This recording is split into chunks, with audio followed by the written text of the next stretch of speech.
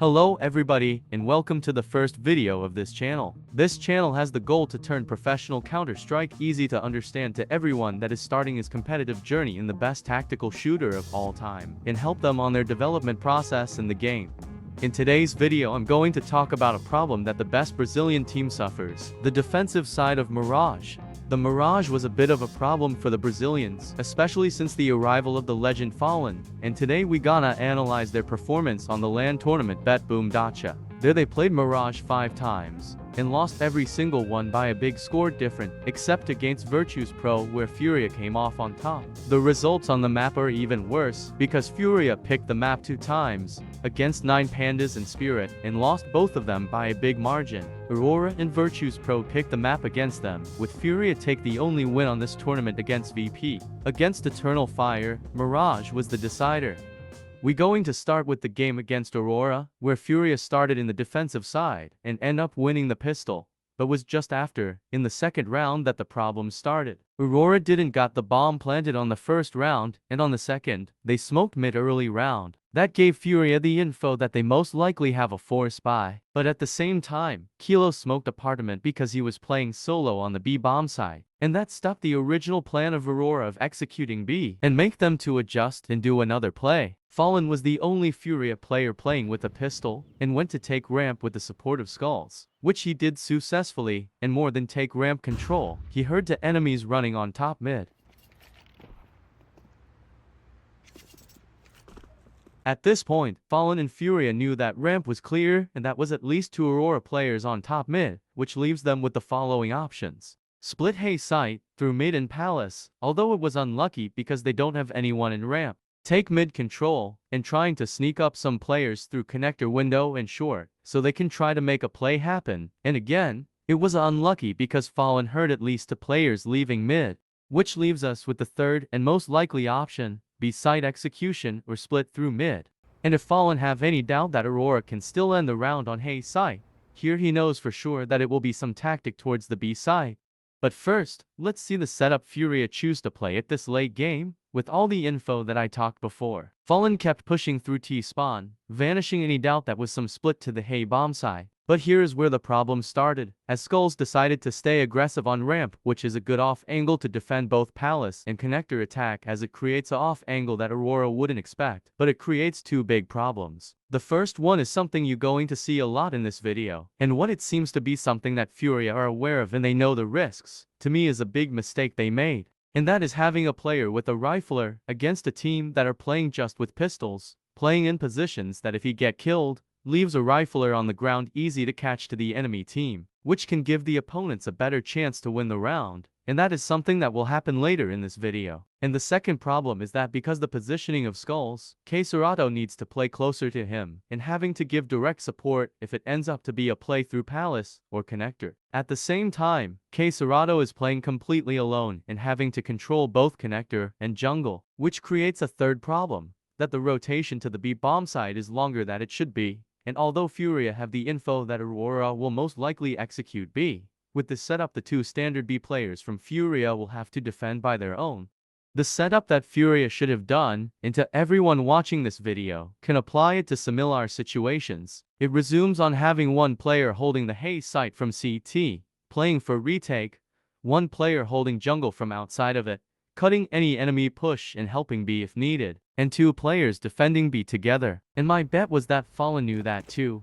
He knew that his team was not on the best setup possible for that situation, and that the B site was vulnerable, which makes him to do a crucial mistake and end up losing the round. He had to run to clear up to mid so CS2 could rotate to B, but all that could be avoided if the FURIA choose the better setup to start with. And to make the things worse, because of the Fallen death, CS2 took even longer to rotate to the B bomb site, and was already too late.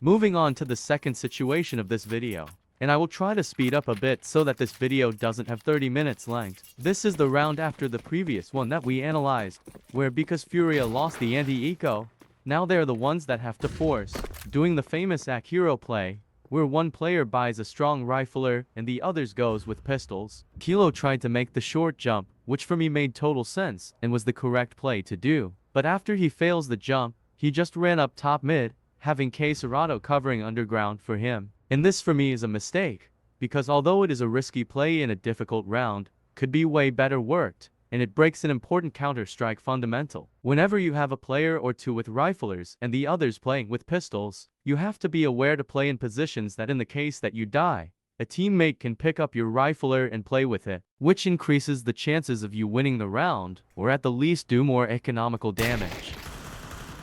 At this point, after Kilo being killed so far from everyone, FURIA had barely zero chances of winning the round, or do impactful economical damage to the opponent team. But if Kilo had played, for example, on connector with at least one play near him, even if he dies with 0 kills in the round, a teammate could pick up his weapon and give his team one more opportunity to create an impact in this round.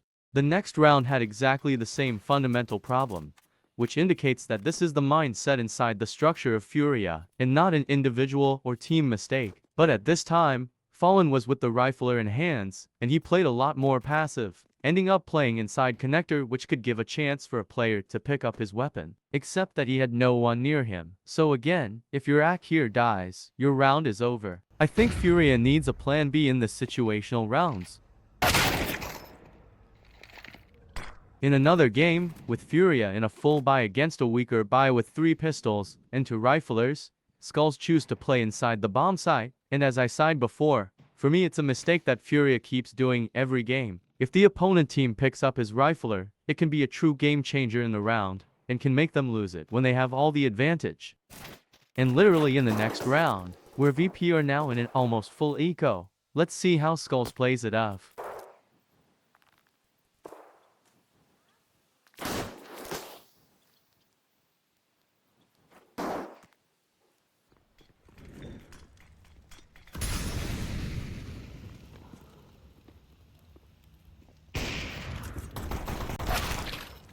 Let's pause it here, and at this moment Skulls died in a position that the enemies that only have pistols can possibly pick up a rifle, and if they pick it up what might happen?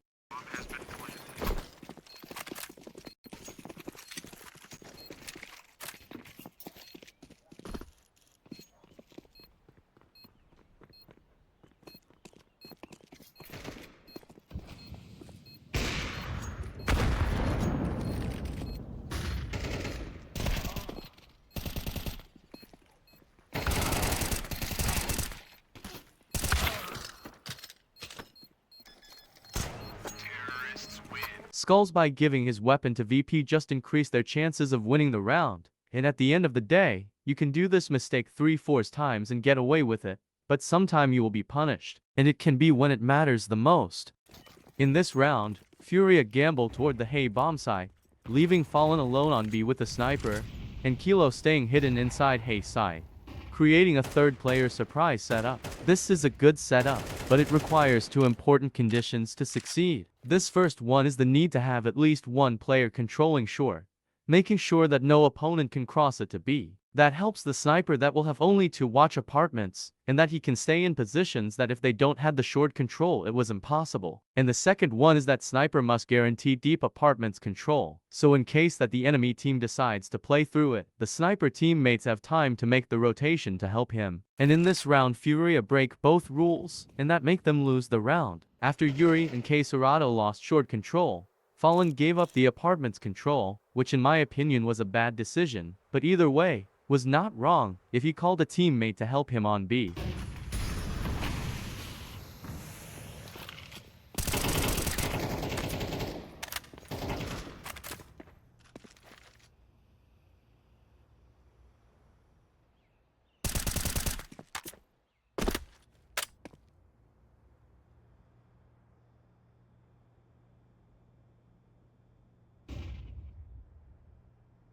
Here Yuri wanted to rotate to B to help Fallen, but probably the legendary captain gave him the call to stay on mid and help Hay. At this exact moment, Fallen lost the round for his team, because he wanted to play the mind games game instead of playing the correct counter-strike. FURIA chose to stay on a setup that was really strong on Hay, but really weak on B, and in reality, FURIA already had a strong 3-man setup without Yuri, so even if they thought that Aurora was doing some tactic that would ended up on Hay, they should have played the basic CS and get Yuri closer to B. If Yuri moved a few meters from his original position, That would be a game changer in that round and could secure the FURIA win. So if Yuri went closer to market, he could still watch window cross, securing jungle control to help CS2, and if Fallen was attacked on B, Yuri could help him in 1 second, and Skulls could watch the window to court cross, if needed.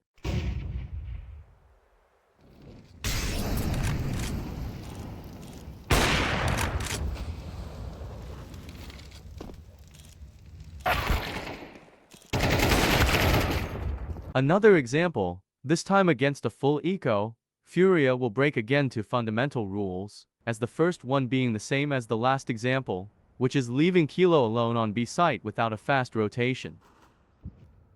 And the second one is that Yuri, that have one of the only 2 rifles of the team, plays aggressive on mid, alone. That could give the chance of the enemy team that Havenly pistols, pick up the rifle and create a bigger impact in the round that they should. And for the last examples, we gotta analyze some individual mistakes that cost FURIA important rounds on their Mirage matches. In a late game, still 5 versus 5, Skulls went for a play in connector that give him 1 kill and leave his team in a great advantage to close the round. He was left with 1 HP, but was able to leave connector and reposition A. And after all the hard work he did, he just needed to stay safe, but he went for a stupid play. Even more that he didn't got the timing of the smoke and it just faded when he was crossing. But either way, was just a bad decision of him as he could just play more safe as he was 1 HP. In this round FURIA made 2 crucial mistakes that end up in another lost round for them. The first mistake was made between CS2 and Fallen, as Fallen was supporting CS2 in a pick to underground. CS2 sent a flash to set up the real pop flash through from Fallen, and I cannot be sure, but it seemed to be a communication problem that made CS2 be delayed for the pick, as this was the timing to pick, but he was not ready yet. And the second mistake was again made by Skulls. After his team suffered the entry frag, they decided to fight all together in mid, and Yuri made 1 kill that leaves the round in a 4 versus 4. After that kill, all players left mid, but Skulls wanted to keep fighting in mid, as he stayed alone, and ends up dying, losing the round for his team.